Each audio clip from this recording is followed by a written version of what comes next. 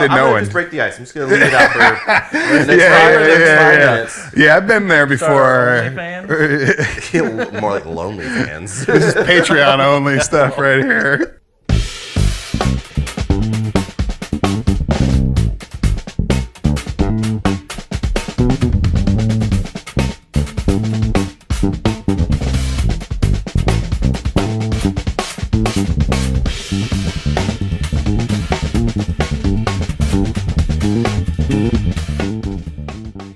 Welcome to another episode of the Bass Nerds.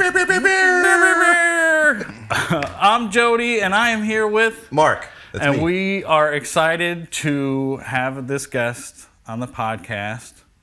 Introduce yourself. Ben Carr, Carrtoons. Just want to say, last night, Mark and I got into New York last night and saw the show last night. You, Nate Smith, Kiefer. First time at the Blue Note for both of us. Yeah. Popped our cherry. Show was fantastic. Sound was so good. Oh my god, it was pristine. It was great, and we were like Alex, off the did an side. amazing job. Yeah, when we were seated, like there's this like first riser. We're at the very back, so like we couldn't really quite see you from where we were. But I also had this couple that was right in front of me.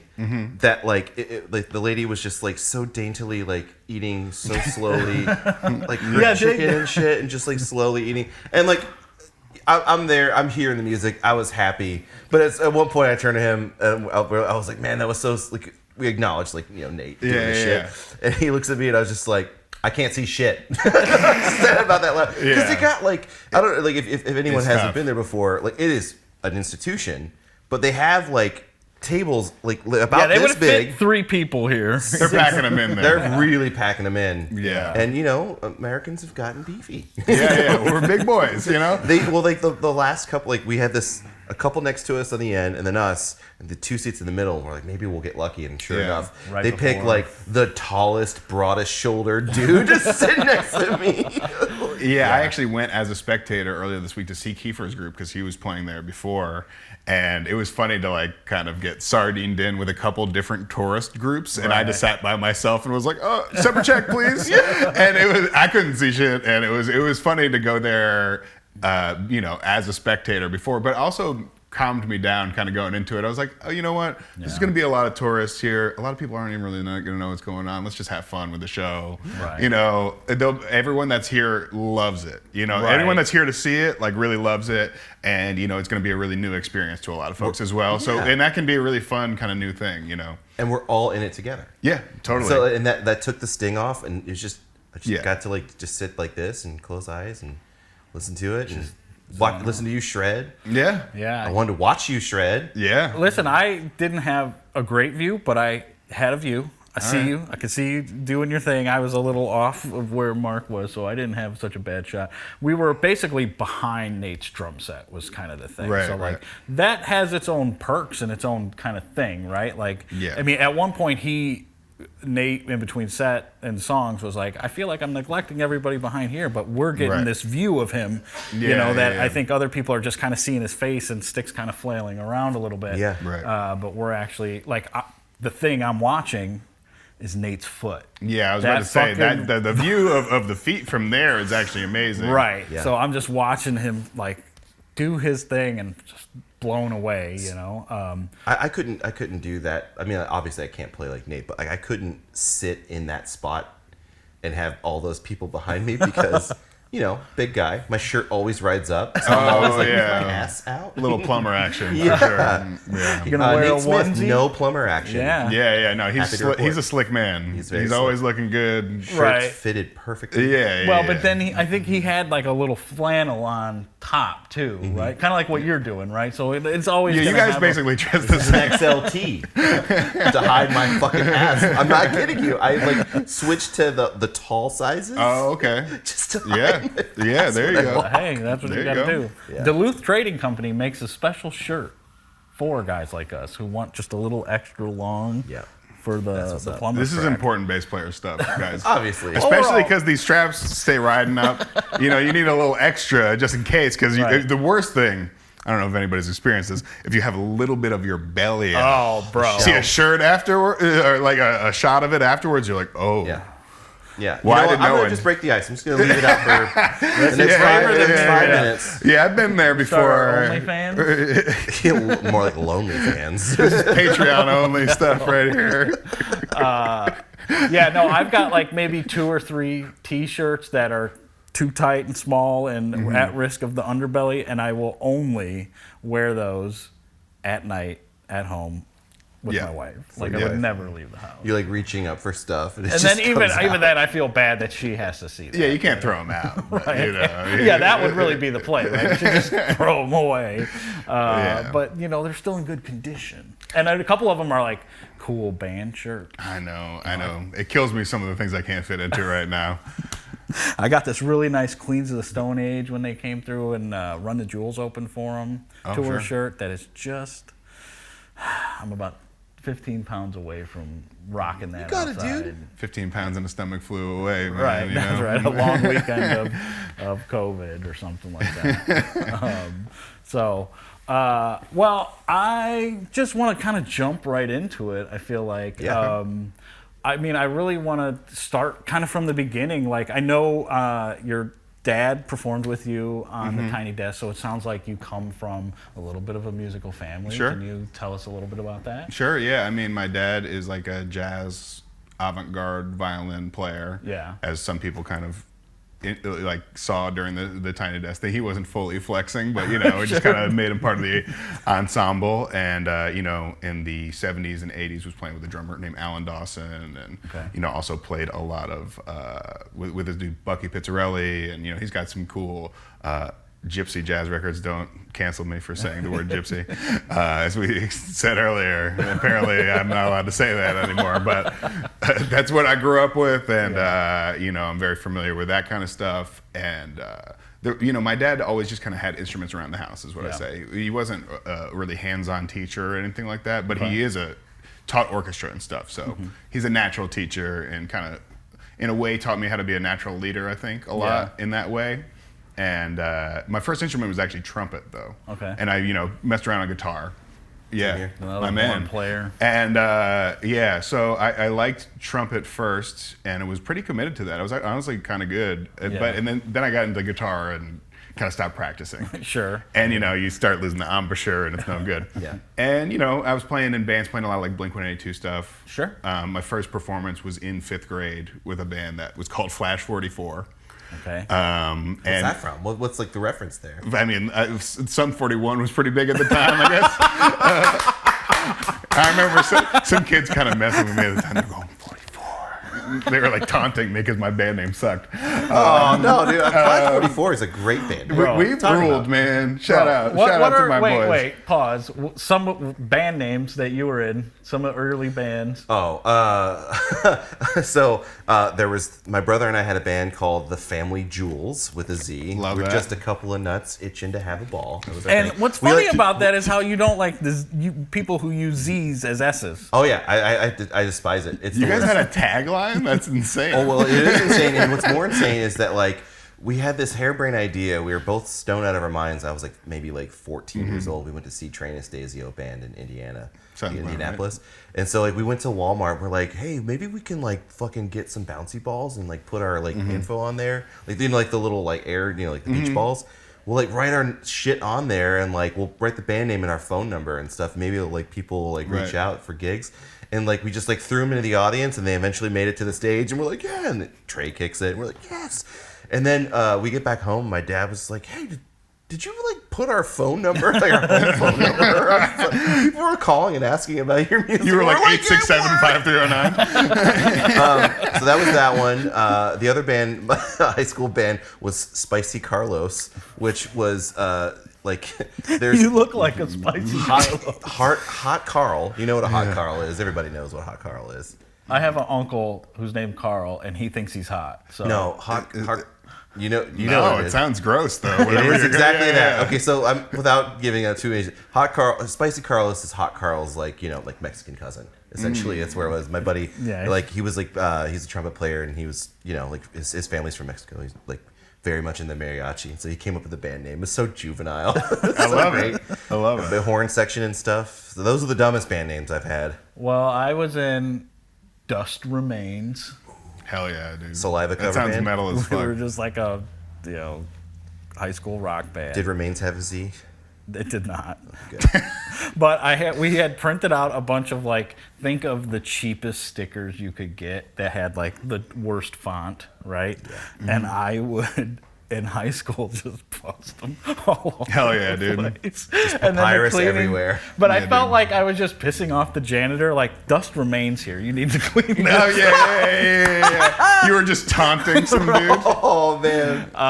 And then Poor guy. That poor guy. These damn kids! That's crazy. I was in kind of a metal punk, kind of pop punky band. Ask Not Why. We were originally, Not terrible. It's not Misled. good or bad. It's just kind and of. then we turned into Ask Not Why. Was there a bandmate who had that bumper sticker that said what is normal? I remember the singer had Sounds an about right. old Question authority. Ford Probe. Oh, cool. The old one that was just like a wedge. Yeah, dude. And yeah, there was Ask Not Why. That's all I can think of right now. And then everything else beyond that was people's names. And, Yeah. Right. Playing with Kiefer. Well, Dave Pagoda. those some great names though. I always love to hear those. Those are great. But anyway, Flash 44. Flash 44. I don't know if it's as cool as Spicy Carlos, but Yeah. it's- We were doing. I was in 5th grade. What do you want from me? Yeah. And we were playing Blink-182 songs. And actually, the first show I ever played, I totally forgot the words and we kind of bombed, to be honest. Yeah. So my first show was about as bad as it could go. Perfect. So Get it that out of was the way. from there. It's just been Only great. up. Yeah. Honestly, only up from there. And In what way was it bad? well, you forget the words in front of your entire class. Oh, and we were performing, and the song just stopped, and I just walked off stage, I think. Oh my God. Is there video of this? Because that would Oh, be hell great. no, if this is Mom and pre-video. Dad, This is I really camcorder. being easy Yeah. to video stuff. And there's no handy cam that I know about. I would be horrified if I knew that there was. But yeah, I played a lot, after that. I didn't let that stop me, fortunately. And I was in a bunch of bands throughout middle school and high school. I was really into indie rock, especially, and was kind of more in my tapping bag then.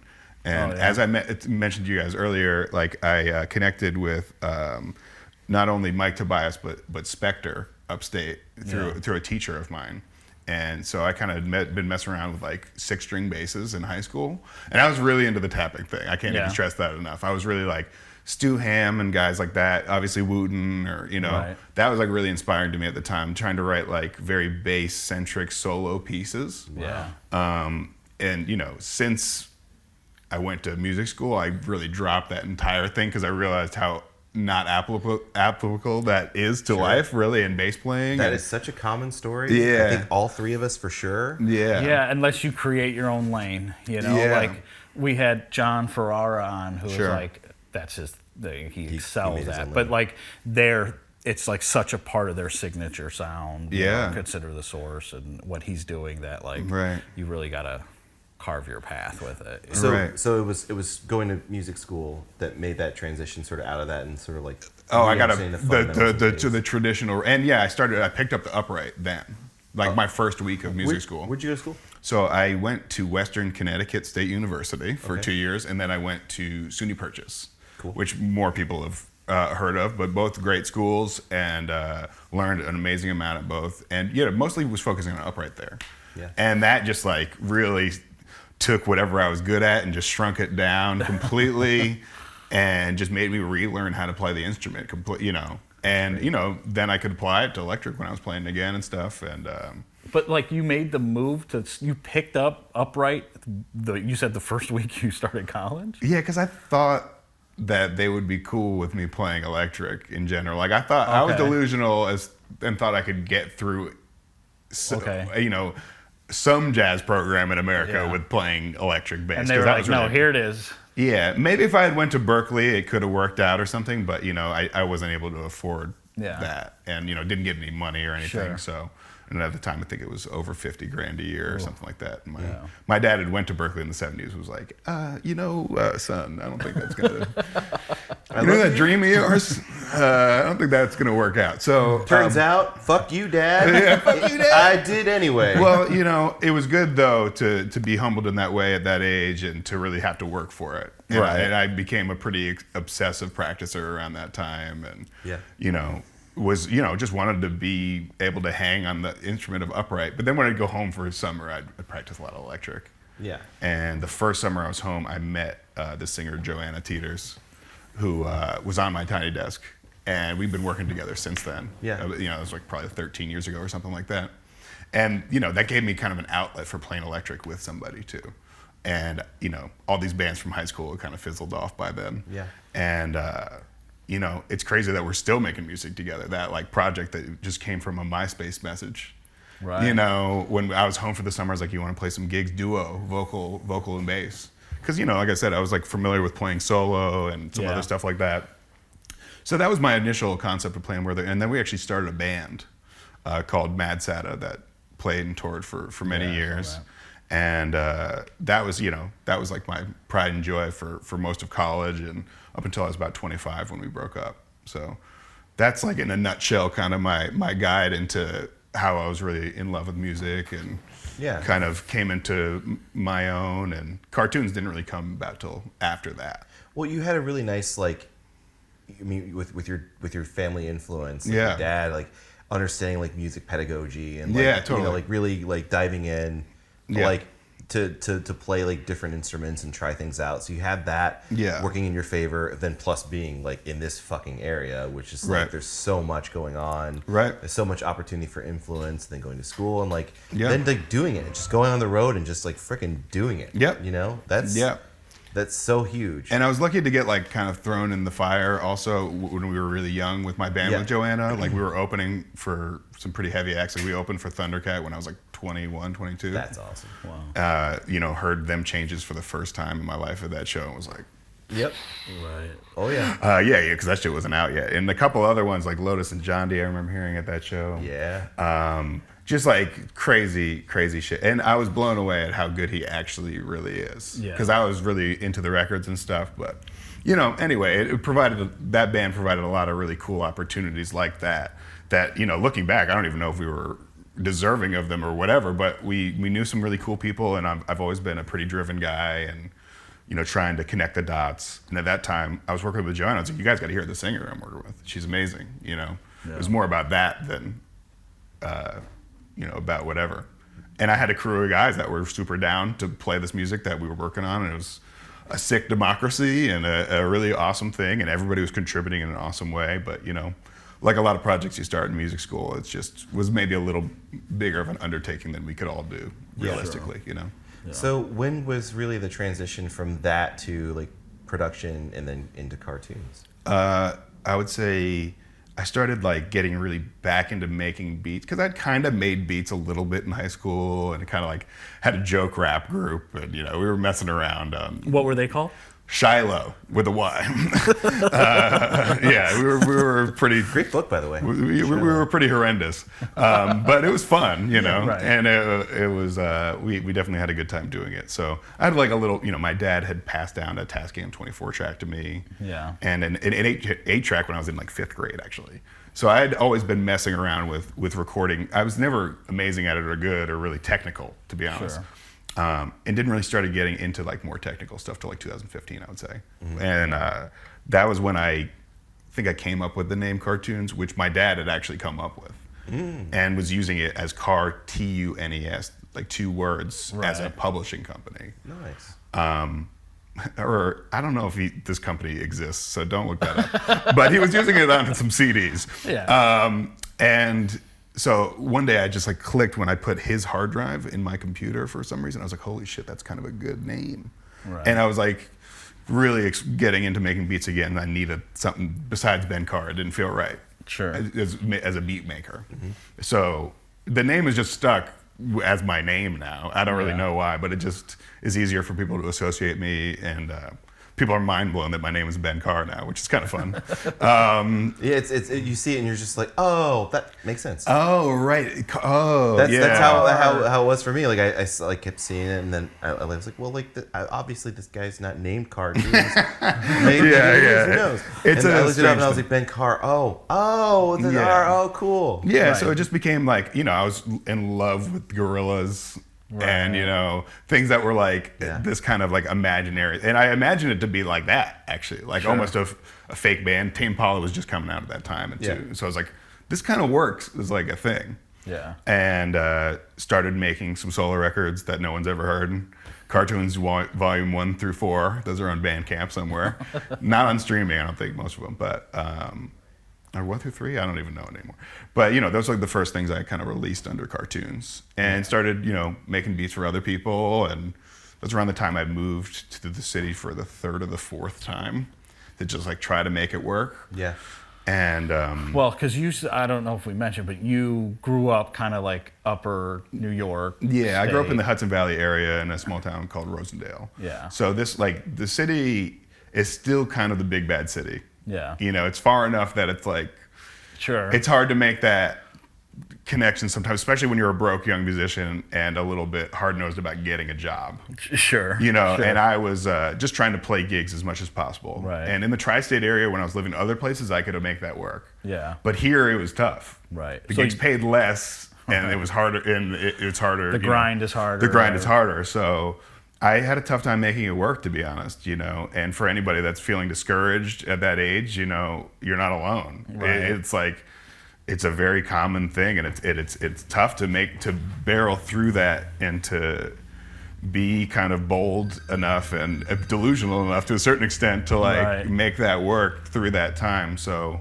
well, it sounds like you said you like moved back home 2, 3, 4 times. Yeah. So but the last time I moved here when I was like as Carrtoons, it was better, and that's when I was I just spent a summer where I was like, this summer I'm gonna make 100 beats. Yeah. In these 3 months, I'm gonna hold myself to that. Yeah. Like basically make some, and then honestly, once I started getting in that groove, I feel like in the couple years I probably made about, like realistically, about 1,000 or 2,000 in the year or two I lived here. Yeah. Wow. Just demos and stuff like that. And I was really focused, and I had a job at the time too. Oh, yeah. I worked at Macy's in Herald Square for a while in the women's maternity department. That's amazing. Those pants are fucking good. Yeah, they got those kangaroo pants. I tried them on with my wife. It's pretty wild. That was a very strange job that I got from a friend, obviously. Yeah. And then I worked at a hot sauce company called Heatonist. Ooh. Super cool. And they're connected to the Hot Ones show. Okay. Very cool. It's kind of like a warehouse, and that was amazing. Were you a hot sauce guy? I do like hot sauce, not as much as everybody else that works there, to be honest. Right. Like everybody else is a psycho. They're like the taking ones with the labels. They're like, "This ain't your mama's hot sauce." I need you to sign this before you try it because anal bleeding hot sauce. I was literally just about to say something about that. Any of this. They always have anus and anal. Yeah, get this anus stuff out of here. Anyway, that job was great, and we were just packing sauces all day, and it was with a bunch of other musicians. So, and these musicians are amazing, like guys that are on the scene, bass players that will probably eventually be on this show. You know what I mean? My friend Zach Brown, who was also working at Electric Lady and now tours with Willow Smith on bass. Yeah, awesome. So like amazing guys that were just kind of around and also kind of in between stuff and needed a couple bucks. That was easy. Right. And the job was like 10 to 4. Right. Perfect. So you could still do gigs. Right. Yeah. So, I did that for a while, and that was great. And at the end of that, I moved back upstate. Yeah. And, things were starting to go pretty well. So people were starting to discover my Instagram page, and definitely was starting to get a lot of work, just playing gigs on people's records just through my DMs. Yeah. Well, I mean, what was the name of the track that was like the breakthrough?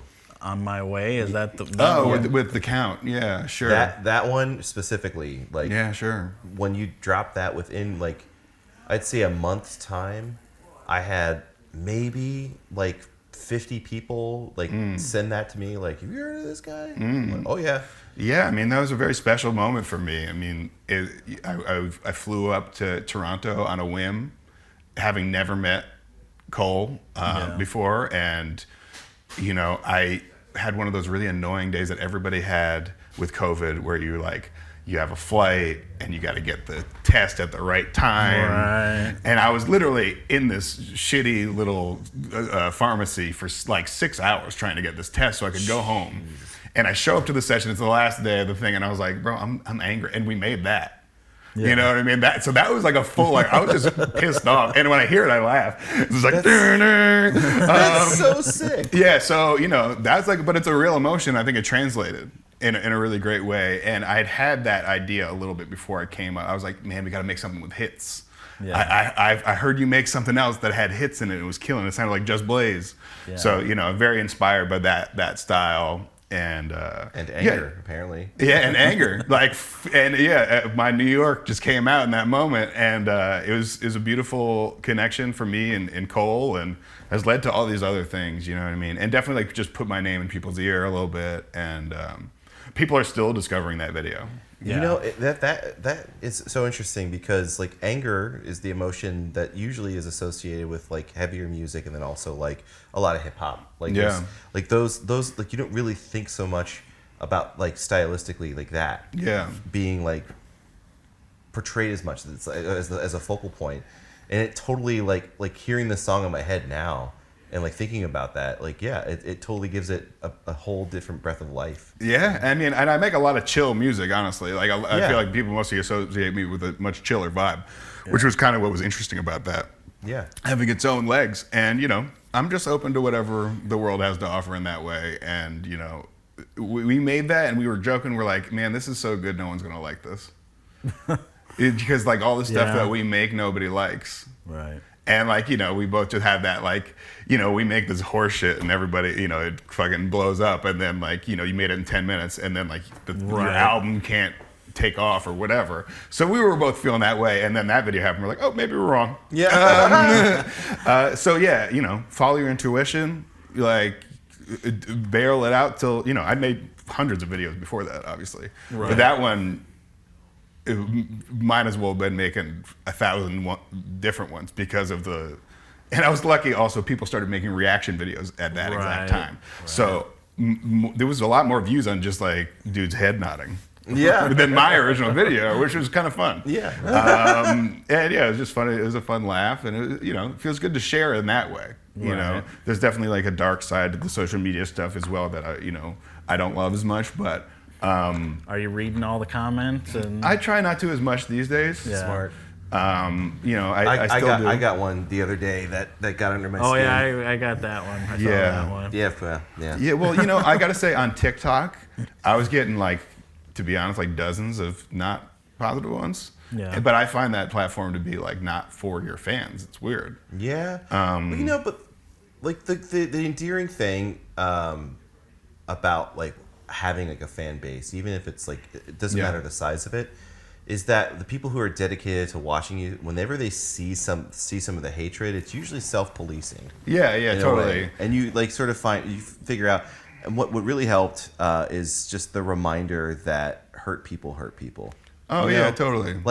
A lot of times, you read a comment and it's oh man, that really stung, and it's just well, what is this person really trying to achieve here? What are they doing? Clearly, this is where they get their jollies, and it's kind of sad. I know, and I remember ones. That's the sad part. I remember one from 6 years ago where someone goes, "I get it. You know how to play your scales." Which you're part of you you're is that all I'm doing? It just it hits in a way. Because you spent 10,000 hours playing those scales. Is the I know, thing, I know, and there's something they feel attacked by that or something, whatever. Right. And yeah, I don't know why I remember that. Shout out to whoever said that. And it made me better in the long run, ultimately. But I don't encourage people to get too caught up in what people think about their shit like that. Right. And I think that like I said, I've kind of barreled through in a somewhat delusional way, but just really believed in my thing. And it's taken a lot of self-help books and other things and other, to do that. Yeah. But, just the real theme of my album Saturday Morning, and really just my life since then, has just been to get out of my own way. Yeah. And that's a very big thing. It's a very big thing, and we all have, I was just playing with Nate Smith last night. I have a little bit of imposter syndrome, if I'm being honest, about that sort of thing. Oh, yeah. I grew up listening to Nate. I'm a huge fan of Dave Holland's music, and Nate was playing with him, many years ago. Nate, told me the other night he played at the Blue Note for the first time in 1996. Wow. So he's been out here doing it. I've been a fan for a long time. I have a reverence for his thing. And there's a part of you that just needs to work through that and be like, there's a reason why I'm here.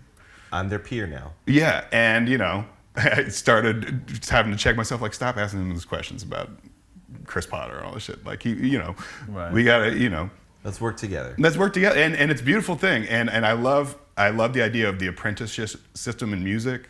I think it's a dead thing that needs to exist more, where people are calling on the younger generation that's excited and eager, and that brings the best out of people. Yeah. You know what I mean? And me and Kiefer are so excited to be playing with Nate that it's bringing out good stuff in both of us, I think. Yeah. I'm seeing that a lot in players like Victor Wooten. Yeah. The passing of the torch. Yeah, It's you just got like, it. He's so like built in as a teacher. Anyway. Yeah, sure. Yeah. And that's been really cool to see. And like there's a few other musicians who are sort of doing that. And I don't know if it's so common among drummers and guitar players. I imagine that Nate is that guy though. Yeah. Because you see him within the past 6-7 years, really, he's just started to explode. And Yeah. the Wolfpack sort of scene influence and stuff, right? That's made a huge difference, I think, as far as like ticket sales are concerned and stuff like that for him. Yeah. It just like makes his career a little bit easier, and there's a little bit more of a. But shortly before that, he was doing a lot of those pocket those videos. That's I was like changed his life, I think.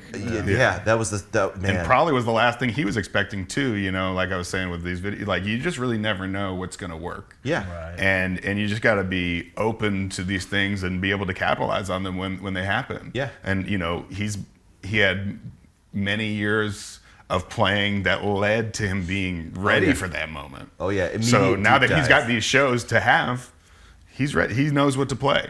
He knows what he wants to do. Dude, he could just play by. He could just play by himself, and that's the show. It could just be Pocket Grooves, Nate center stage, right? I mean, when we started doing this, I said to him, I was like, I hope you plan on like playing solo stuff still. Like, people don't let it, like, trio is why we get to all like have a moment, and that's what beautiful thing about the show. I think we were doing this week is like, it is built in a really cool way where everybody has their moment to shine, but there's a lot of amazing group ensemble playing as well. And, just a really nice combination of those two things. Your all's ability to just read each other with and just playing with time. And it was just such a breath of fresh air. Oh, thanks, man. Yeah. All three of you. Well, yeah, that leads me to Kiefer. Yeah, sure. Go.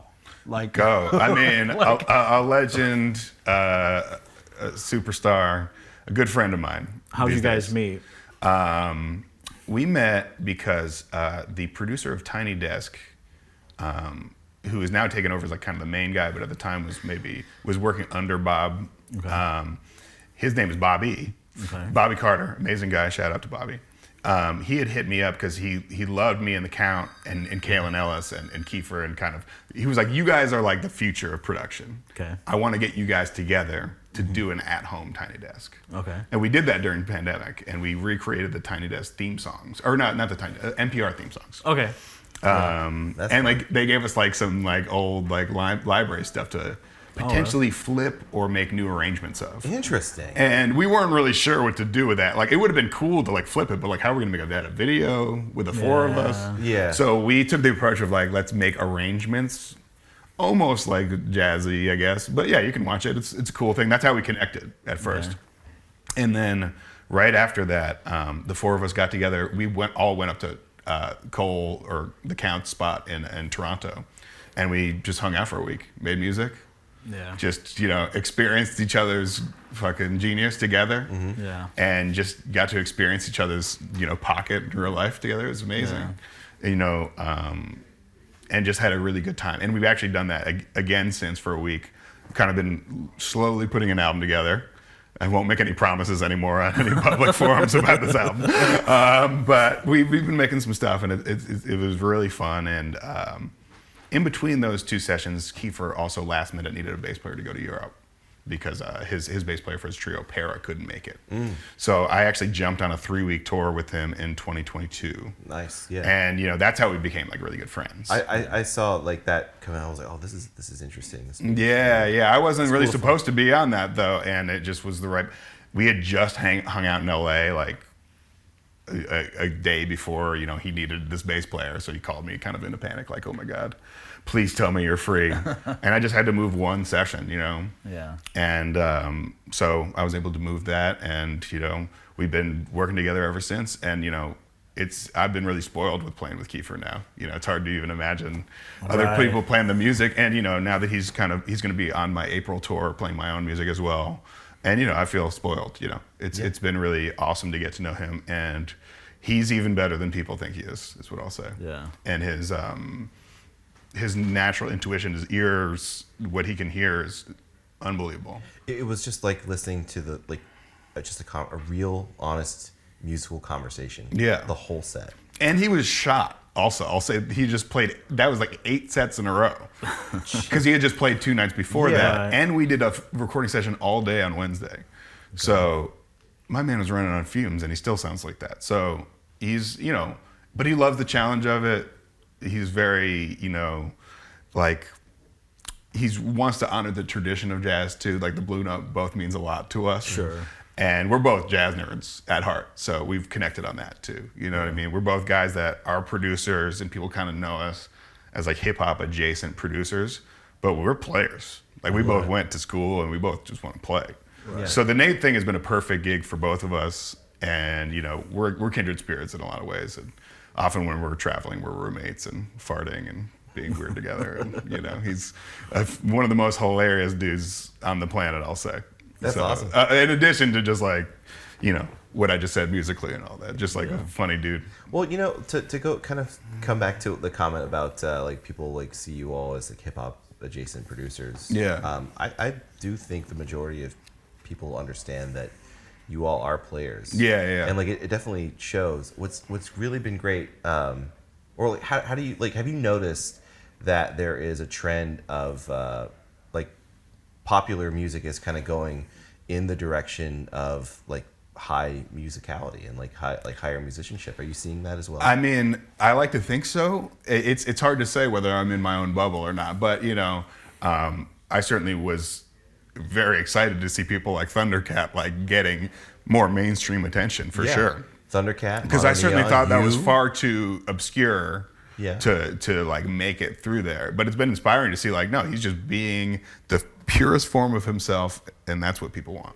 Right. Yeah, people do flock to authenticity. Yeah, totally. That's the big thing. Totally. That's what works with mono or anybody that's really excelling, right? And it has their own voice on the instrument. Mm-hmm. And it's a tough thing to do, Yeah. And I think we're all just students of Jocko and Wooten, though, in that way, what I mean? Those are, for me at least, the two kind of, it all kind of stems off of those two things as far as electric bass is concerned. Mm. Can you remember the first time you heard Wooten? Yeah. Or Jocko? Or? Yeah, for sure. Just yesterday, actually. Yeah, it was this week. I've been really checking out. He's sick. No, I had a teacher when I was 12 years old named Seth Rivers. Amazing dude. Amazing player, and he was at Berkeley at the time. My dad had taught him in high school. Okay. And I was starting to pick up bass. My dad was like, "This guy's gonna come over and like help you." Kind of. They were gonna do a little tradesy. Sure. And this kid came over and he brought me a CD called Bass Gods. I'll never forget it. Listened to it legitimately thousands of times. When I got it, I was obsessed with it. Sinister Minister live version. Was on that. Teen Town live version. Doesn't he on that live version of Sinister Mister? Is that the one where he like teases like me on my bass guitar, but in the key of D instead of? I think so. It's like the most epic solo maybe in the history of Victor Wooten recordings that I've heard. Teen Town, buddy. Yeah, Teen Town. It was the live version, which is super quick. 8:30 Club or? I don't really know. To be honest, I don't even know. Yeah. And Tower Power. Yeah. Squib Cakes. Ooh. That was the one I really liked, at least. And stuff of, I think Red Hot Chili Peppers might have been on it. Sure. You know, there was just the great bass players of life. So wait, was this like a compilation CD? No, or was he this a made it mix for CD? me. Oh, okay. Right. He That's made it for cool. me, man. It was a black CD. I'll never forget it. Yeah. Bass Gods. Oh man, And, those are so. You mean like the bottom of it was black? Yeah, those are so cool. It was sick, dude. So cool. And I mean, I had it till I was in college. Yeah, you know? I had a lot of Korn adjacent bands on CDs like that. Hell yeah. But yeah, I also, you know, liked stuff like that as well. But the bass stuff really, that like took over my life. Once I discovered the kind of like solo bass stuff, like shredding, that was all I wanted to listen to. And on LimeWire, there was this video of Victor Wooten playing with Dave Matthews Band. You guys ever seen this? Yep. Oh yeah, of course. Fucking ridiculous. I actually recently I got it off transcribed of Napster. Yeah. But yes. Yeah. So yeah, that was an important moment for me. I'll never forget downloading that video and just watching it like 100 times. Yep. Yeah. And like that was really, it was probably like the night or after the night I got the CD and heard that name for the first time. And yeah, Victor changed my life, man. I wouldn't be sitting here today if it weren't for him. And I'm pretty confident all three of us are Yeah. in that Yeah, same no, boat. Yeah, I've man. mentioned before, you know, the first time I saw Live at the Quick, the DVD, I bought it on Yeah. a whim. Too and good. Just, I've probably watched it 1,000 times. Oh, I love it. Yeah, I saw Basic Streams also when I was in Yeah. 7th grade at the Iridium. With Victor and Steve Bailey. Steve Bailey. O'Teal. Yeah. And O'Teal. And yeah, it just blew my mind. What about Base Day 98? I don't know as much about that. Ooh, that was a good one. Yeah. Base Day 98, there was like a few different VHS tapes and CVDs that came Yeah. out. But the one, the Victor Wooten performance, Yeah. O'Teal comes out during that. Okay. And then at the very end of it, he does a tutorial on how to do the open hammer pluck technique. Oh, no And when he way. did that, because at that whole time, like you're trying to figure out how to do it, and you have a Yeah. buddy who like kind of figured it out, and then watching that tape at the very end, and I was just like this is so much easier than I Right. thought. I should And say economy also- of motion and shit. My teacher Seth was nice with it and could do the Victor stuff. Yeah. So seeing it in real life also made it like Yeah. doable. You know what I mean? Right. If he was whack, I don't know if I really even would have taken it further. It would have Sure. been like, well, these guys are just gods and we all suck.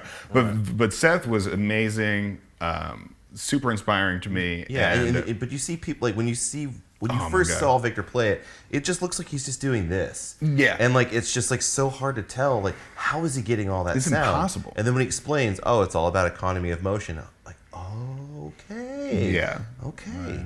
I got to say though, I never was able to master the thump thing.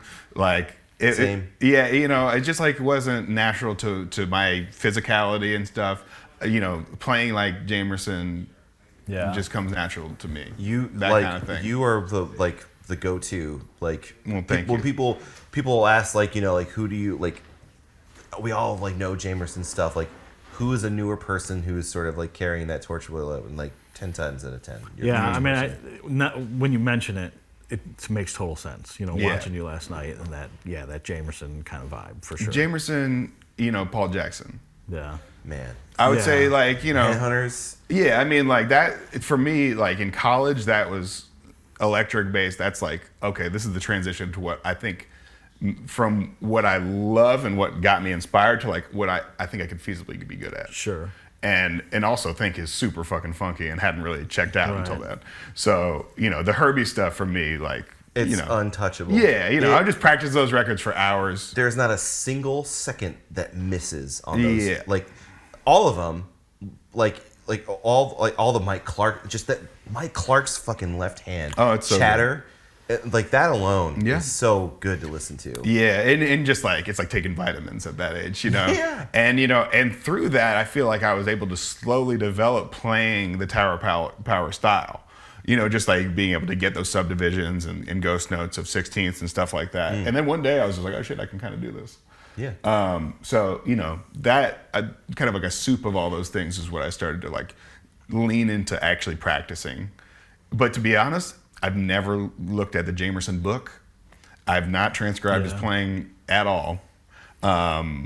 But I have checked out a lot of Ray Brown on upright, which I find to be basically the same thing. Yeah. Well, Jamerson was an upright player. Yeah, He just it- transitioned to electric. I honestly think that that's what he was checking out, and I feel like I'm kind of going to the source with that. Yeah. So, for whatever it's worth. I That's a think good way to look checking at out Ray Brown is a more like important thing to do to get to that source than actually even checking out Motown. Yeah, it's that it's that like that puzzle piece that often we miss. There's a certain demanding time feel from that. Like it's so strong. It's stronger than the drums. Yeah, and that's what Ray is really known for in jazz, in my opinion. And I think he was able to take that concept and kind of put it into pop music, which for me is like the most killing shit of all time. Yeah. So yeah, and I also worked at a YMCA in high school that like played Motown all day. Yeah. And that it just got in my bones around that, I think, too. So Yeah. I think I just heard a lot of it, but I've never really dived in as much as people might assume. Yeah. But I've checked out a lot of Ray Brown, done full transcriptions of songs, walking and this and all solos makes sense and stuff, though because you've like it's been embedded. Yeah. That just like Motown, and soulful music of that era, like it's been ingrained in us. Mm-hmm. You should be listening to it. So you're always like listening to it. Yeah. You're at school, like you're learning, like again back to the pedagogy thing, like how to do stuff, and then you go straight to the source of like what sort of influenced that. Like that completely makes sense. Totally. So learning Ray Brown music and Oscar Peterson trio specifically, like on Upright, that opened up a lot of doors for me. Yeah. As far as just like fundamental bass stuff that is so good every time, and just like so simple, Right. and just being like, wait, I'm doing way too much. Like this is it. This is what the role of this instrument is. This is what it has been, and probably will always be to a certain extent. Right. So yeah, check out Ray Brown, kids. It reminds me of I hosted Anthony Wellington for a bass clinic many years ago, and he's a shredder. He's Victor Wooten's bass player. Yeah, exactly. What the hell? And he goes, he's showing off, doing his thing, and everybody loves it. And he goes, but you know what my favorite bass line is? And what is it? Doom, doom, doom, doom, doom. Mm-hmm. Sitting on the dock of the bay. He's like, doom, and he's just kind of slowly playing it through the changes. He's like, this is like the smoothest. This is the thing that's going to pay your bills. This is like, I do all of this to do that, to like, that's the thing. It's so tough to take that at that age, though, because Right. you're like, no, but tell me the good shit. Right. But yeah, like what's funny is that like those bass lines, to do them not like true to form per se, like direct copies of them, but to play that type of like, stylistically in those kinds of lines, it's a lot harder than people think. Right. Especially in a live setting. Yeah. If there's like a nanosecond off. Well, the live setting I think is actually a little easier than the studio setting. Like I do a lot of recording with my wife, and she does a lot of like sync music, and the stuff has got to be super polished and cleaned. And a lot of times I am playing a very simple piece, a bass line or guitar line or whatever, but I've put 10,000 hours into trying to play like Victor Wooten or whatever, and that gives me the ability to play that simple stuff. Yeah. Really precise timing and really clean. Like I think I suffer from it, and I think a lot of other musicians suffer from not listening, not recording themselves enough and listening back to what they're playing. Yeah. Because once I started doing that in my life, I started to realize I'm not playing that chord as cleanly as I should be, and there's some dead spots here, or something's not ringing out the right way. So just being able to honestly play a 4-chord progression on guitar where everything's like an arpeggiated kind of style is very difficult to do clean and in time and not flubbed. Well, also defining what in time means, because it doesn't have to be right on the downbeat. Right. You can gotta drag. tailor it. Yeah, sometimes, and then there's also that interplay between like your percussion and auxiliary and yourself, where maybe sometimes you want like this person to push while you're pulling back, Right. But it just sort of sits on the outskirts. And I was trying to overthink that kind of stuff for a long time because I'm naturally good at math. So I was like, the grid. I was trying to make sense out of all of it, and it's there's nothing to make sense out of. Yeah, and we all feel time different. Right. It's got to be what you think is right. And I was lucky to, like have some tools to record early and realize that my tendency was to rush. Yeah. Yeah. Like my natural tendency was playing more on top of the beat than I was hearing it. Mm-hmm. And hearing that back, I was like, something's got to be wrong with this. Like, like All right, everybody. Pythagoras. Did you do like any sort of like official calculations? I'm not like as advanced as you might think I was. I just took college algebra a year early, and I was like naturally a little gifted. There we go. But and like music theory makes sense to me and stuff like that. Yeah. What was my point?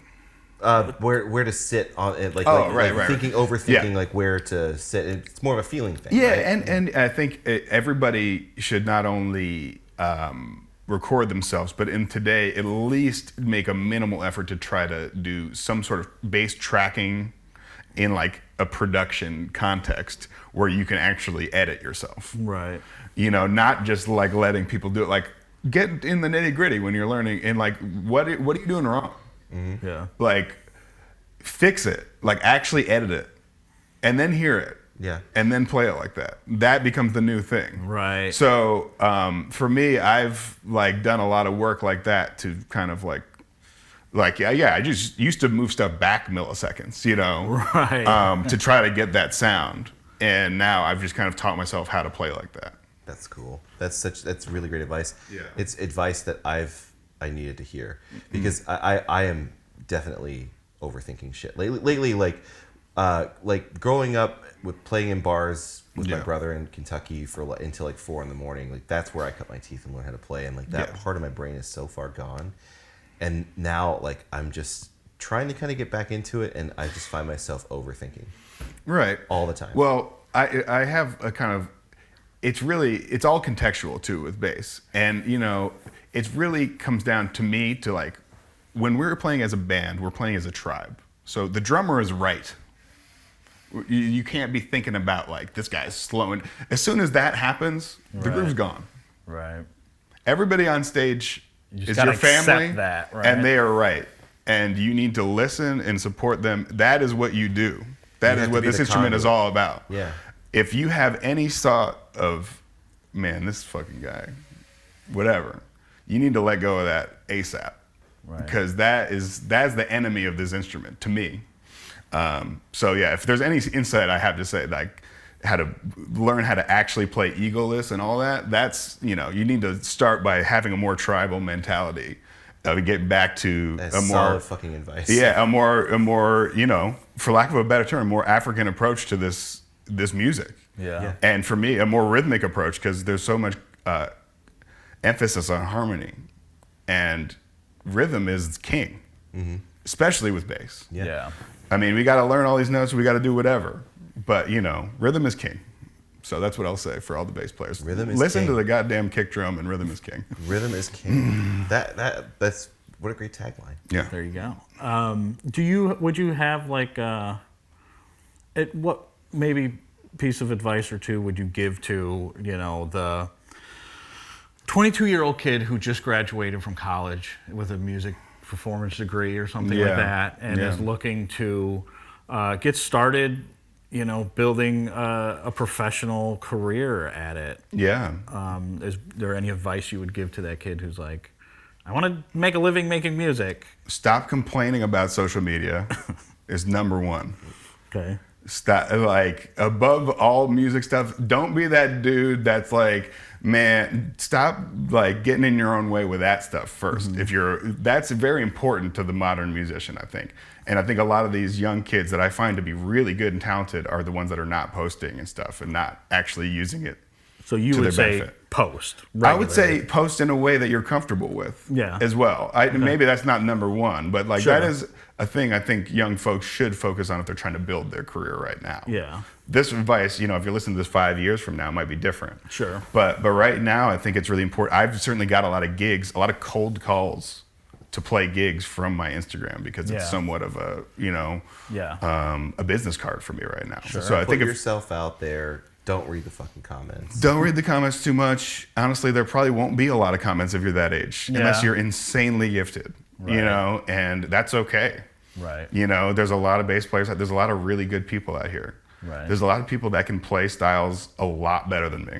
Sure. But, I feel like I've developed my own voice and a thing that works. And, you create your own value in different ways. Yeah. And what I'm really good at is being an organizer of things. Yeah. And really being a producer and a thing that I put events together in ways. Sure. Whether that be recording sessions or, shows or whatever. And that's what I've been good at since I was like in elementary school and all that, Yeah. So I'm really good at that. Yeah. And that's what I've been able to really like maximize my skill set. Okay. I'm like okay at bass as far as I'm concerned. And I like, do other stuff to kind of like enhance that. Sure. I mean, that's kind of a mathematical, logical approach. Yeah. It's like there's this thing. It's like a calculation. It's like, well, there's this piece and this piece, and these can go really together if we add this piece. Yeah, totally. That's the way my brain works. So I think, I think it's really important to maximize your strengths and be honest and open with yourself at that age about what you're really good at. Yeah. And understanding, the difference between what you love and what you're good at. Right. And if there is a difference, and like maybe shifting a little bit more towards what you're good at. Yeah. I certainly, thought I'd be playing straight ahead jazz and upright around that age. Yeah. And I sold my upright and haven't played a true jazz gig like that in a long time. Yeah. Sure. So, you got to be open to these things and unfortunately, we all got to just go where the world takes us in a certain way. Sure. And I feel like really lucky to just be playing music in any capacity. Yeah. Performing for rooms that are not just for 10 people anymore. Yeah. It's amazing. You know what I mean? Because I've done so much grinding of that for years. So, I don't know. I think you're allowed to suck for a while. Sure. It's okay. And, like I was saying to you guys earlier, like, it's okay to have a job around that age. I wish somebody had told me, like, there's no harm in that. Like, no one's going to judge you for it. It's just going to be shitty a little bit. But, Right. If that's what it takes, that's what it takes. if you're going to move to a major city in America, you're probably going to have to get a job. Yeah. So I was a little hard-nosed about it, and I tried to play gigs and stuff. But, it's, you got to get a job. Yeah. Did you ever try to teach or any of that? I did have a teaching job for a second. It wasn't a very good one though. No. And they were like kind of like throwing me in like elementary schools or middle schools, and I was teaching like group guitar lessons and stuff like that. I taught a glee club a couple times. Yes. Yeah, I mean you got to do what you got to do, folks. Yeah. And this is the part of the day which gets really exciting. I didn't know what I was signing up for, to be honest. I got a bunch of little girls yelling at me. It was You're pretty funny. doing it wrong. Yeah. We were just watching YouTube videos. I wasn't even like trying to be that dude. But yeah, you got to be open to some wacky stuff, and you really got to love this, And if you don't, go do some other shit. It's fun. Yeah. I mean, when I was like doing music professionally full time, it was like lessons, working at a guitar shop, gigging, any type of production stuff I could, any studio session that I got a call for, like I am there, let's see what we can make out of this, and had some wins and some commercial successes and all that. But it was it's a grind. It's a grind for sure. But I also read in your bio that you have done some like sync music, some ad placement kind of stuff. Sure. How did that stuff kind of come along? Well, I've been lucky that was really just through people that reached out about original music I had already made and put out. Oh, okay. Yeah, Cool. So all those placements were for songs that are on my last 3 albums. That's huge, Yeah. right? Like you wouldn't have gotten those calls had you not put that content out there and made a thing out of it. But I mean, and a good amount of those were on my first record that's not on a label. Yeah. And I actually had to set up an LLC for the first sync that I had for this coffee for Green Mountain Coffee. Okay. And I mean that was the first like real paycheck I got in the music business, I will say. Yeah. And that was like in 2020, around the time I got some money from the government. I was like, I'm rich, guys. Started buying some sneakers. So speaking of, what were you about to do right the week before the pandemic started? Oh yeah, I took a job washing dishes in my town upstate, and was accepted that production was gonna have to take a back seat for a second. Yeah. And I was gonna have to build some money again. Right. And enter a little bit of a different chapter for a second. I kind of accepted that. Yeah. But then this Corona thing people were talking about, all of a sudden all my gigs were canceled. Right. And my job was canceled, it turned out too. So Right. I just never had to go, and I would say maybe couple months later, we put out that On My Way thing, and I definitely have not had to work since then. That's so cool. Because, that has just provided all this new stuff where there's been a crazy demand for me and what I do now, which is the best problem to have I've ever had. Yeah. So, it's been really cool to be able to like make music my main thing again. But, it also, there's days, I'm going to be honest, I miss having a job sometimes because I like routine. Sure. And there is a certain camaraderie to that's nice. I'm home all day by myself a lot of the time now, and some days, it's a back and forth. The grass is always greener. Yeah. So security of a paycheck. Yeah, and exactly now, like things are really, really up and down. Right. Like feast and famine. Yeah, exactly. So when it's good, it's good, and then when it's bad, you're like, holy shit, we're back here again. How did this happen? Yeah. Right. So what did I do? What did I do? How did all this money? And I've been touring a lot, so those expenses kind of like sneak up on you, and yeah. I also was, some of the collaborations you did. There was like some name dropping with some Usher and some George Clinton. Sure, yeah. You got any like quick fun stories about any of that? Well, I wasn't in the room for any of that. Oh, you just the session. I mean, all my like cool credits. I haven't met any of these people.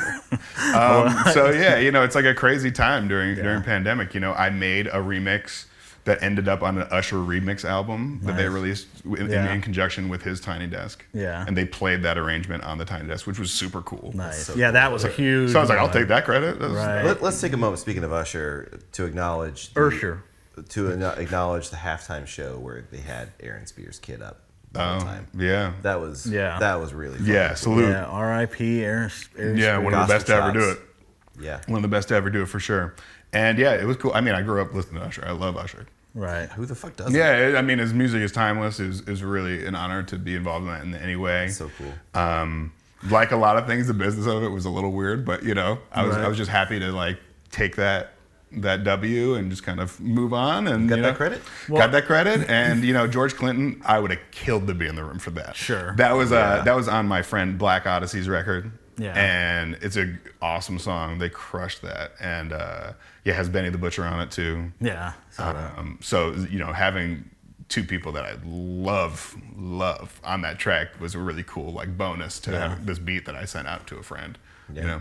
Well, I think it's important to point out that like you were like, I wasn't in the room for any of this, but it is name dropping some of the bigger credits, right? Sure. But that's a thing I think that's important for other musicians out there, because like I did music for Oprah Winfrey for a couple of years. I never met her. Yeah. I never went to her studio. Yeah. I worked from home, but like essentially What millions really of people what we're heard really that doing music, right now is we're taking a lot of the allure away from like our family members who like her. Like, did you hear that Jody was doing music Yeah. for Oprah? Like, is he going to get a free car? Well, can you ask Jody what Oprah's like? Well, every cool gig I've ever got is not unlike day jobs. It's from a friend recommendation. Right. There's a Chris Rock joke about this or whatever from back in the day. But it's, I got the Usher thing through my friend Ryan James Carr, who no relation.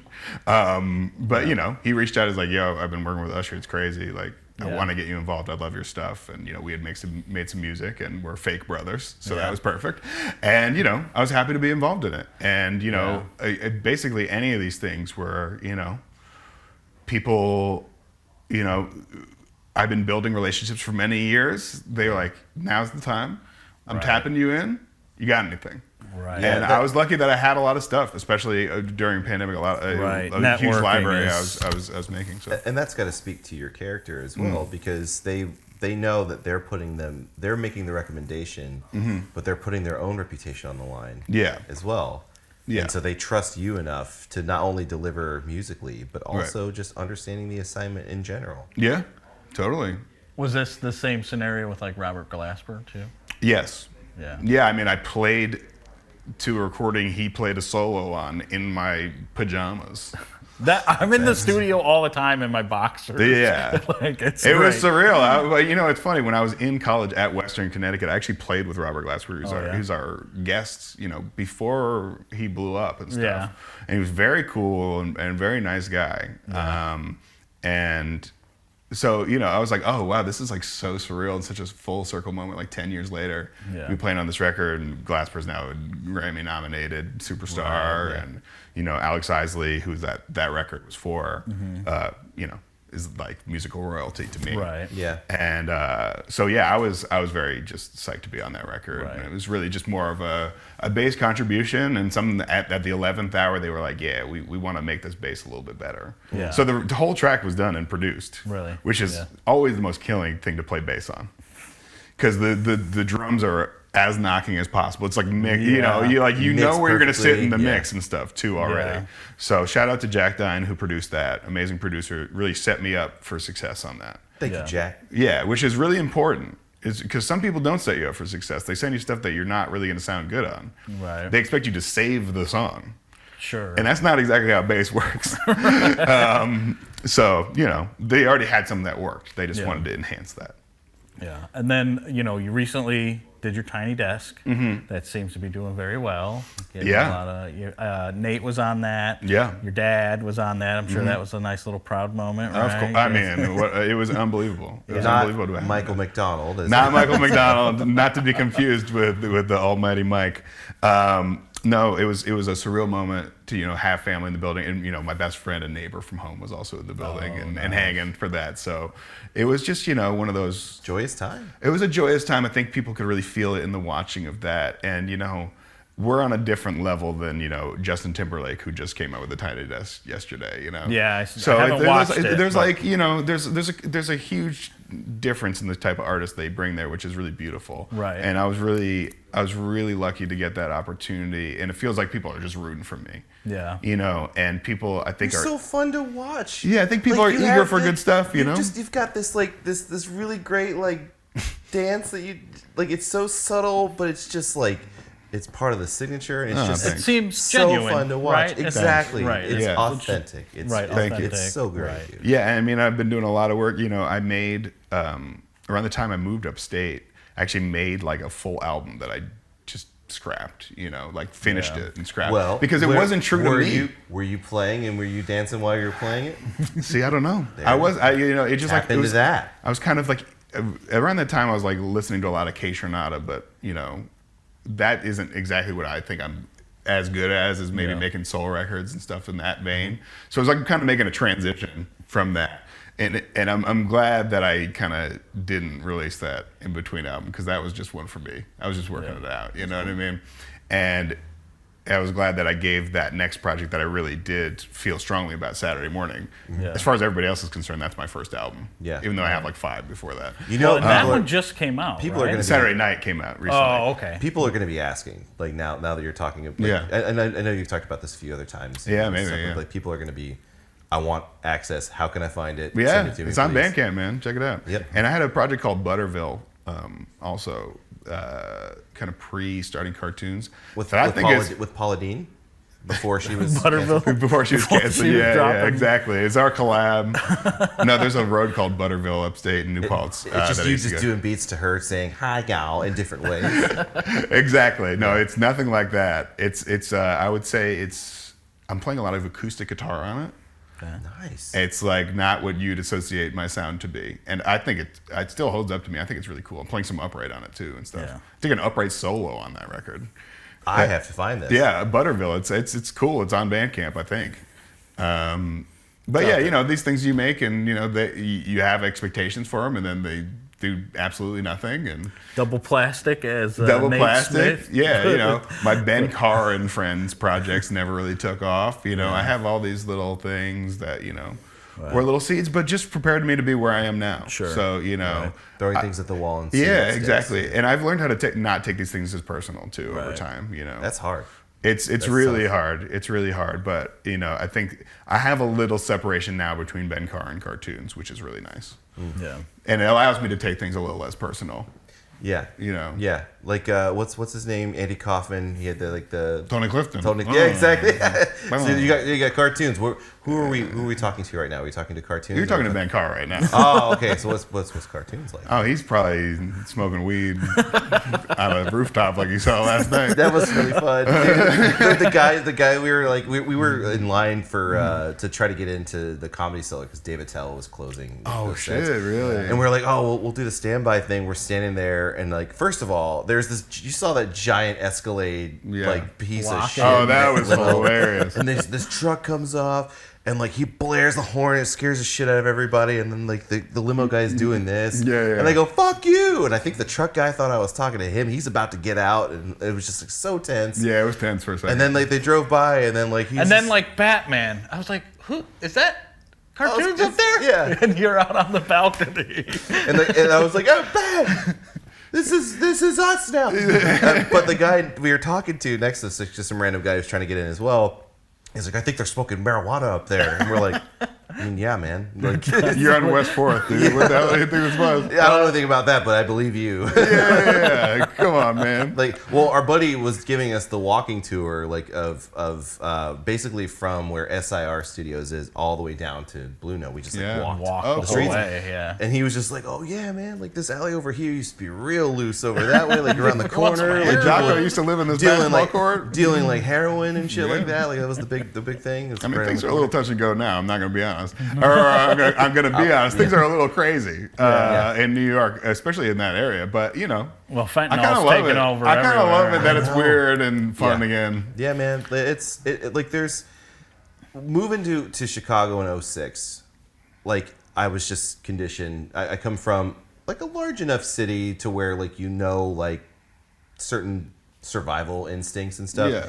But moving to a much larger city, it's just like you're conditioned to keep your head on a swivel and just just be alert and also get the fuck out of the way. Just get out of the way. Here it's a whole different beast because there's so many more people. Yeah, there's a lot of fucking people. But did you get into the comedy? No. Oh, you didn't get to see it. It was sold out before we even got in the stand. I would have been shocked to hear that you guys.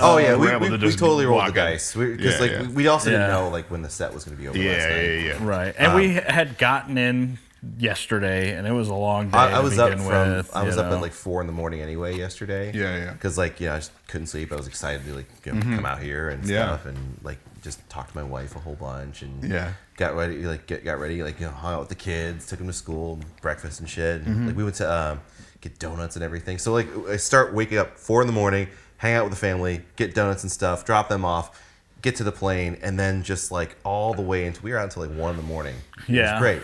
Yeah, perfect. Best way to end the That's night. what it's all about. Yeah, Yelling at you from across the street after. That was great. After I almost watched a limo driver get his ass beat by some like city workers. I would have powered through for Dave Attell, you know. Of course, one of the greatest. One of the greatest. So we might try and go, or because we're gonna go tonight to see the show tonight. As well with Tim and Jason Linder. Jason Linder. Yeah. So we'll try and maybe see an earlier show and do both. But we should probably get into rapid fire. We will. I have one other quick question. Like, I know you had mentioned that you're going on tour here pretty soon. What do you, maybe you have an answer to this, maybe you don't. What is like maybe the next 6 months to year and a half do you feel like is the future for Carrtoons? Well, we're kind of like going to be exploring with like a live band thing on the road for the first time. Because this last album was really mostly you playing everything, right? Yeah, I mean, most of the records are me. Yeah. I bring in people to play stuff sometimes, but the vocalists obviously are not me, but you know, I try to do a good amount of the drum production, bass, guitar, keys, and like on everything, and then stuff I can't, you know, or if I'm hearing more stuff than I can, then I either hire people or send it to friends or whatever. Yeah. You gonna tap Otis McDonald for drums? I love Otis. Otis. We've been making some music, so yeah. Yes. Yeah, no, I cannot wait. Yeah, I think a track is going to come out that we worked on last year. So, so then you feel like the foreseeable future is like touring, exploring the band situation, and then how whatever, like you said, the world kind of takes you. Is kind of your current trajectory. And it seems like we're going to be doing a lot more shows with Nate and Kiefer too. Yeah. Because we've been adding a lot of shows, and it seems like things are going pretty well. So. Yeah. I don't want to speak out of school or anything, but I think we are going to be releasing some music as well under that. Yeah, that would be awesome. Under that, I'll just leave it at that. But okay. Cool. Yeah. Awesome. Well, we have a kind of a little bit of a tradition where when we get towards the end of the podcast, we do a rapid fire question, which is like a dozen questions or so that are quick and fun, and first thing that comes to your head. And if you don't, you can pass on whatever you want to pass on. Okay. But, answer as fast as you can. Okay. Gotcha. Active or passive instruments? Passive. Maple or rosewood fretboard, ebony, whatever. Fretboard preference? Maple. Do you have a favorite speaker size? 12. Okay. This is often the hardest question, favorite bass player or some of your favorites? I'll say Jamerson because he's on the top. Or Pino, Jamerson, Derek. But what about Jocko and yeah, Jocko and Wooten? I said like those are like the forefathers. So we talked about your first instrument. You said was trumpet. Mm-hmm. Was that your first? What was your first stringed instrument? Guitar. Pause 1 second. That one turned off. This one's going. This one. That got turned off. Yeah, this one got turned off. I don't know why it turned off. We lose power? It's back on now. It's recording again. Take two. Well, this one was running. This is the important one. Yeah. Okay. So, all right. So we, favorite. So first stringed instrument. Guitar. Piece of gear you regret getting rid of. We also you had mentioned that a bass had gotten stolen. Oh, so this could be that. It kind of, I'll guess it falls in that category. Yeah, I had a Mike Tobias that got stolen. The first one that they made for me. Yeah. And it meant a lot to me because I had a relationship with them for a long time. Sure. And I was playing at Silvana in Harlem, and there's no green room there. So somebody just walked out with it on their back. We saw it in the security footage later. Yeah. Within a month of getting it, right? Yeah, I got it with Tragic. I only played it on stage maybe 3 or 4 times. Yeah. And my roommate at the time gave me the Mustang bass that every video that I made that people saw me do bass with that bass, and I've tried to give it back to him a bunch of times. He won't take it. So was the MTD like a 535, or do you remember? it was honestly they made me something that was like a custom 4-string P bass kind of. Oh, okay. But not really. Yeah. It was like a PJ. Sure. But I had EMG pickups in it for some reason. I don't know. I was going through a weird phase at that time. Okay. And I was trying to get a brighter sound for whatever reason then. Okay. And I'm really glad that I changed. Although I love I love MTD, no disrespect to that. Yeah, but getting different sounds, brighter and stuff, a lot of times bass players will often overlook what the right strings are. Yeah. And speaking of strings, we are here at Labella's showroom here in Brooklyn. Also where Carbon Eddie's HQ is, Guitar Shop NYC has moved here to 42nd Street. It's just open, right, Eric? That's right. The Labella crew, they know how to definitely tailor the right sound to you and make it really correct. It's not often you get to actually have access to a custom string company. So thanks for letting us use your space. Yes, thank you so much. Thank you. Hard case or gig bag? Gig bag. Do you have a favorite gig bag? I've been using honestly. Kiesel, the ones they send me are killing. Yeah, because you're playing that Kiesel. Yeah. Right. They've sent me a couple. I have a guitar and 3 basses by them now. Nice. Those are my go-to gig bags. They're so good. Yeah. But I like Reunion Blues too. Yeah. That's the one. If Mono would give me some free ones, I'd be happy to say that they were my favorite. Tube or solid state? Solid state these days, yeah. What's your current bass rig? At home, I have just a Aguilar Tonehammer 500, and then one of the old, not as high end. I'm not exactly sure what series it is. And that might be what it's called. This is 12-inch though, just a 112. Okay. And for me, that's all I need for practice. Much more than I really need, to be honest. Mm-hmm. But I never really I don't really leave the house with that too often these days. Yeah. I mean, You're most just places. backlining. Yeah. And most backline companies have Aguilar. Yeah. So I generally at shows I'll play Aguilar. Yeah. And then you're playing the Kiesel, I feel like I see you with most often recently, which is a 5 kind of P. Yeah, with flats. And then do you have any pedals that you're using? Yeah. The capo or capo preamp thing, I swear by that Jad thing. Freer? Yeah, Jad Freer. Super, super sick. Yeah.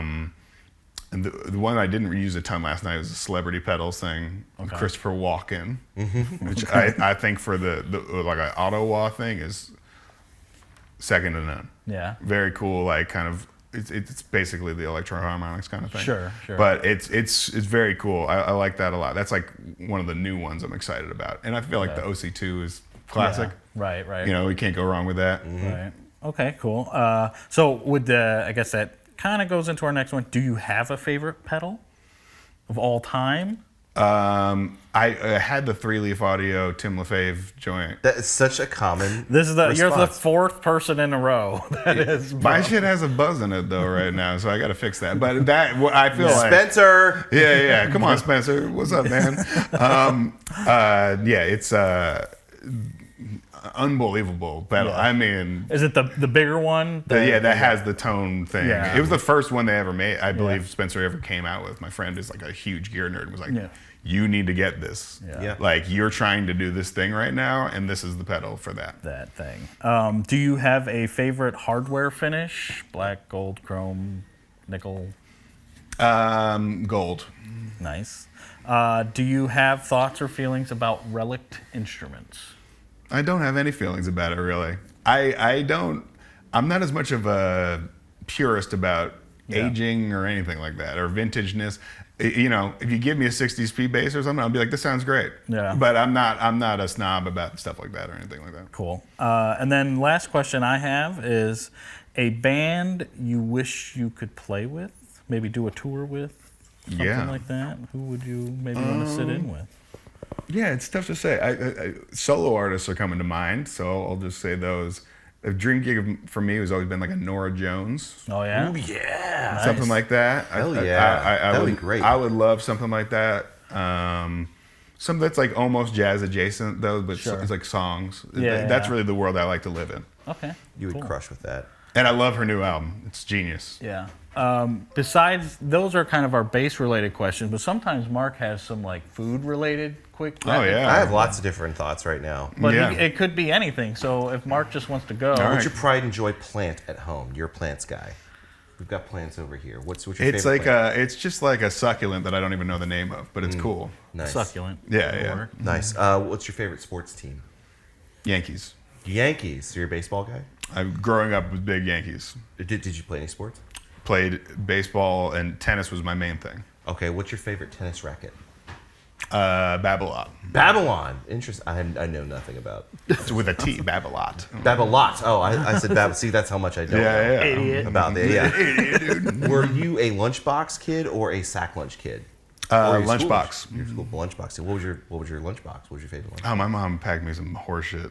To be honest, I was getting like a PB&J. No, but what was the What was on the box? What was on the box? Well, it was like one of the soft ones. Yeah. It was like The insulate. Yeah. Yeah, it was The like Coleman. It was a Coleman. yeah, it's probably a Coleman. And it had a smell too. Like It smelled horrible. Yeah, well, it was like that mildew. Smelled like jelly all the time. Mildew jelly and like fucking like the plastic, like saran wrap smell. Yeah, horrible. I mean, hated that. That's It was all I torture. got for today. I actually would have preferred to eat hot lunch at school. To be honest, Yeah, everybody would. I was like, honestly, I was like, your pizza looks good, yeah, man. the rectangle. Yeah, my shit looks horrendous. Yeah. My mom gave me like a piece of broccoli and like some, Oh man, what a jerk. Well, I mean, do you have anything else? No, I don't. right. I mean, the other camera turned off, so you can't really see us. But No, big deal. it's on now. Oh, it's back on. Yeah, it's been back oh, on. thank God. Yeah, we can No, see I, it. I, that's it, man. Ben, thank you so Yeah. much. Thank you guys for having Such me. a pleasure. If, Unreal. Where, like, I'm sure, where are you most active socially? Instagram, Facebook? Instagram is really where you can find me these days. And it's Carrtoons with 2 R's. With 2 R's, underscores in the. Oh yeah, it's like underscore cartoons underscore. Yes, right? that's You're how a you can fancy find verified boy. They'll find you. Yeah, They'll find me. Yeah. Cool. Yeah. So that was great. Thanks so much. Thanks to New York Guitar Shop. Guitar Shop NYC, Labella, Carbonetti guitars as well. Jamie Carbonetti builds amazing basses and guitars. Yeah, there's Few some on the wall behind Mementos us, over too. there. Look, grab this one real quick. Look at that thing sitting right next to you. Which one? This one on the Oh, stand. duh. Yeah, Look the at that Cobra. thing. Yeah. The It's not for caveman sale, bass. but it looks really cool. And there's a pickup under that. But there's also like MTV over there. There's a 60s P bass there. There's 70s jazz an bass up Alembic top. over there, Firebird. So if you're looking for some cool bass, there's Trickfish amps, Aguilar amps. Yeah, a lot of good stuff. A lot of killer stuff here. So we'll put up a little video about that too. So, but Thank you all. yeah, thank you. Awesome show last night, and we'll see you on the next one. Bye. Fuck All you. right, thank you. Fuck you, thank you.